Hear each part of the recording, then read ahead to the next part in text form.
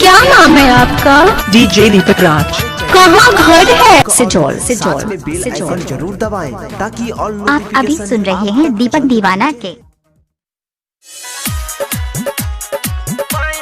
क्या नाम है आपका? मिक्स बाय डीजे दीपक राज। आपका ये नाम है।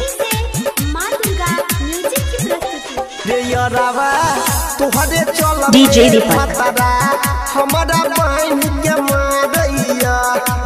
इलाका किसी का भी होगा मगर धमाका दीपक राज का ही होगा। Mobile number 7982944267।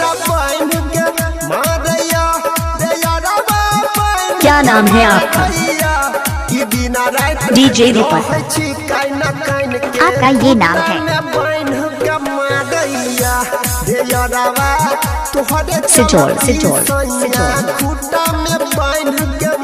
बजरंग टोल सिजोल।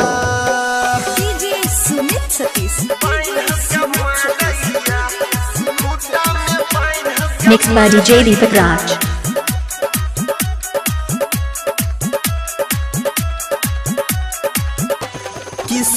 आप अभी सुन रहे हैं दीपक दीवाना के।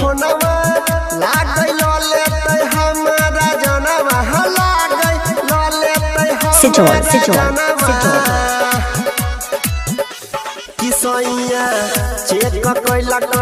आप अभी सुन रहे हैं दीपक दीवाना के।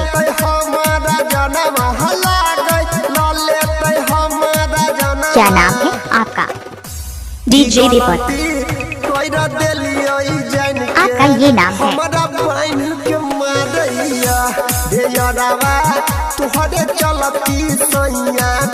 Mobile number 7982944267।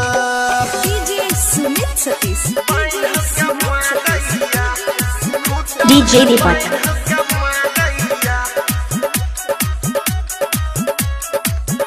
बजरंग टोल सिजोल।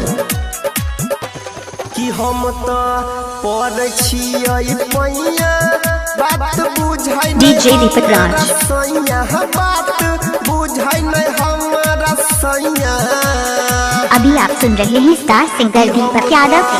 पढ़ छियै पैया बात बुझाई नहीं हमारा सिजोल बुझाई नहीं हमारा सैया। क्या नाम है आपका? डीजे दीपक। आपका ये नाम है।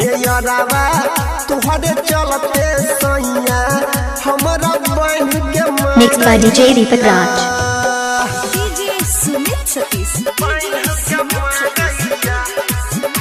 आप अभी सुन रहे हैं दीपक दीवाना के।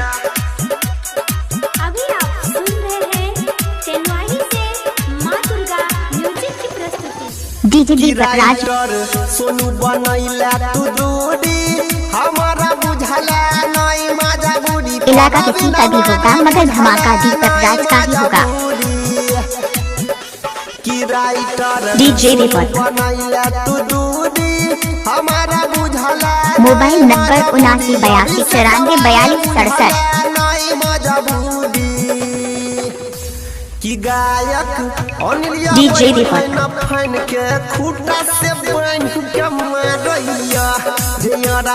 सिजोल हमरा बन के मारैया। क्या नाम है आपका?